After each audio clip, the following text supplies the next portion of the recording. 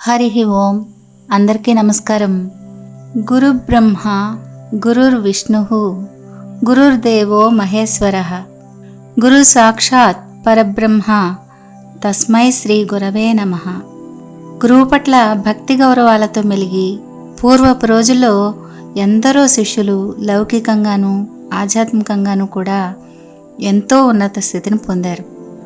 గురువు పట్ల భక్తి, విద్య పట్ల ఆసక్తి, నేర్చుకోవాలనే తపన కలిగిన శిష్యులు విద్యా విజ్ఞానాలు ఆర్జించి జ్ఞానం పొంది లోక ప్రయోజనకరమైన వాటిని ఎన్నిటినో కనిపెట్టగలిగారు, సృష్టించగలిగారు, ప్రపంచాన్ని రక్షించగలిగారు, ప్రపంచానికి జ్ఞానాన్ని అందించగలిగారు.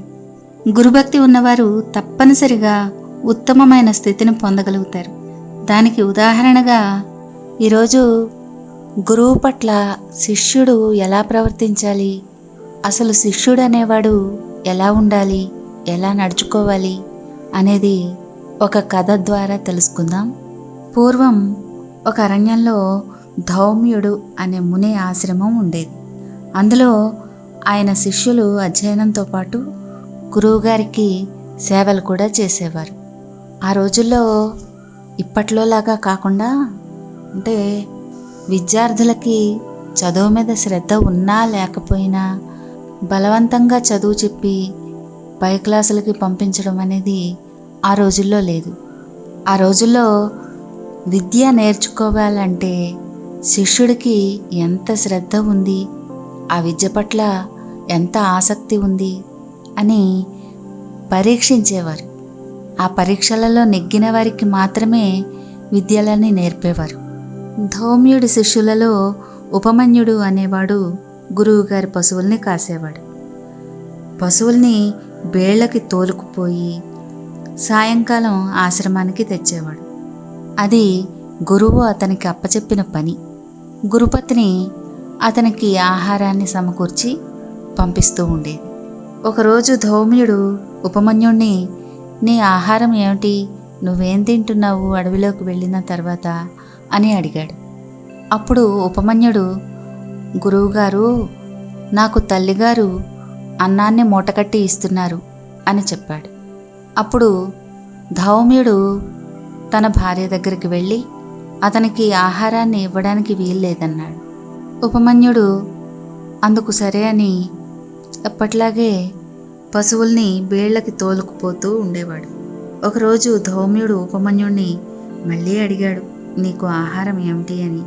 అందుకు ఉపమన్యుడు, పశువులు మేసే సమయంలో ఆ దగ్గరలో ఉండే పల్లెల్లో భిక్షం ఎత్తి తింటున్నానన్నాడు. నా అనుమతి లేకుండా దాన్ని ఎలా తింటున్నావు అని గురువు మళ్ళీ అడిగాడు. మర్నాడు ఉపమన్యుడు తాను భిక్షం ఎత్తి తెచ్చిన ఆహారం గురువుకు తెచ్చి ఇచ్చాడు. అందులో కొంత గురువు తనకిస్తాడని అనుకున్నాడు. కానీ అలా జరగలేదు. అయినా ఉపమన్యుడు రోజూ తన భిక్ష తెచ్చి గురువుకు ఇస్తూ వచ్చాడు. ఆ ఆహారంలో కొంత భాగమైన ఉపమన్యుడికి లభించలేదు. తర్వాత ఉపమన్యుడు ఆవుల పాలను పిండి వాటిని తాగుతూ వచ్చాడు.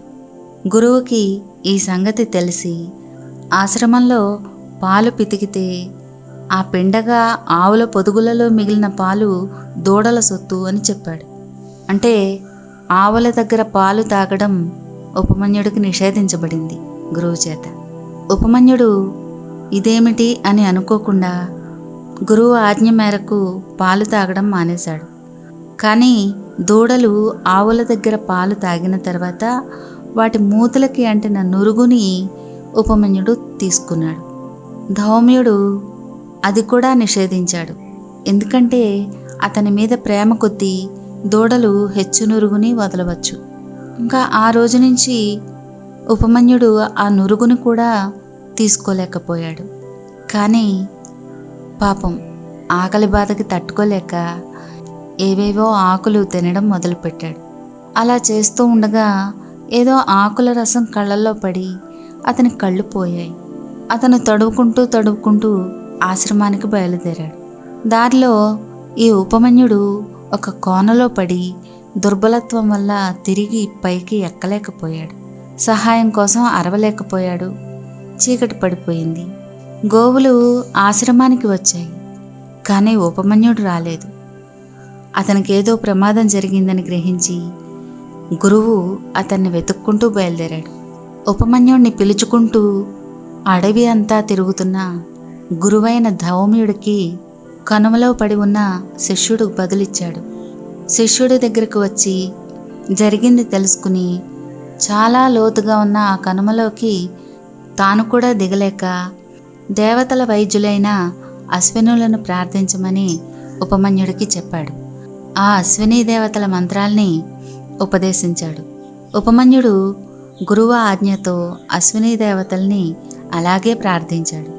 అప్పుడు అశ్విని దేవతలు ఇద్దరూ కూడా అతని సమీపంలో ఆ కనుమలోనే ప్రత్యక్షమై అతనికి ఒక రొట్టె ఇచ్చి, నాయనా దీన్ని తిను, నీ గుడ్డుతనం పోతుంది అన్నారు. అప్పుడు ఉపమన్యుడు ఏమన్నాడో తెలుసా? నా గురువుగారి అనుమతి లేకుండా నేను తినకూడదు అన్నాడు. అప్పుడు దేవతలు ఎంతో ఆశ్చర్యపోయి అతనికి గురువు పట్ల ఉన్న భక్తికి చాలా సంతోషపడి ఉపమన్యుణ్ణి చెరొక చెయ్యి పట్టుకుని జాగ్రత్తగా అతన్ని గురువు దగ్గరికి తీసుకువచ్చారు. ఆ పైనే ఉన్న ఆ గురువు ఎంతో ప్రేమగా ఉపమన్యుడి తల నిమిరి రొట్టె తినడానికి అనుమతి ఇచ్చాడు. ఉపమన్యుడు రొట్టెని తిన్నాడు.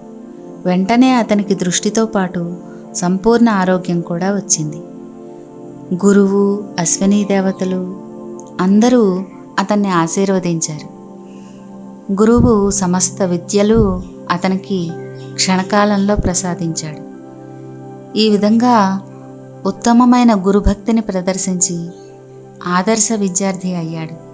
ఈ రోజుల్లో ఉపాధ్యాయులు విద్యార్థులకి పని చెప్పకూడదు, తిట్టకూడదు, కొట్టకూడదు. ఇలా అయితే విద్యార్థులకి చదువు ఎలా వస్తుంది? క్రమశిక్షణ ఎలా వస్తుంది? మంచి బుద్ధులు ఎలా వస్తాయి? జీవితంలో ఎలా పైకి వస్తారు? విద్యార్థికి గురువు సహనంతో పాటు మంచి లక్షణాలను కూడా అబ్బేలా చూడాలి. అందుకు విద్యార్థులు గాడి తప్పినప్పుడు గురువులు దండించడం తప్పదు. అలా దండించినప్పుడే విద్యార్థులు సక్రమంగా ఎదిగి అభివృద్ధి చెందుతారు. కాబట్టి విద్యార్థుల తల్లిదండ్రులు కూడా గురువుల్ని గౌరవించడం, గురువుకి సేవ చేయకపోయినా పర్వాలేదు, కానీ వాళ్ళ మీద తిరగబడడం లాంటివి చేయకండి. అప్పుడే విద్యార్థులు అభివృద్ధి చెందుతారు అన్ని విధాలుగాను. హరి ఓం.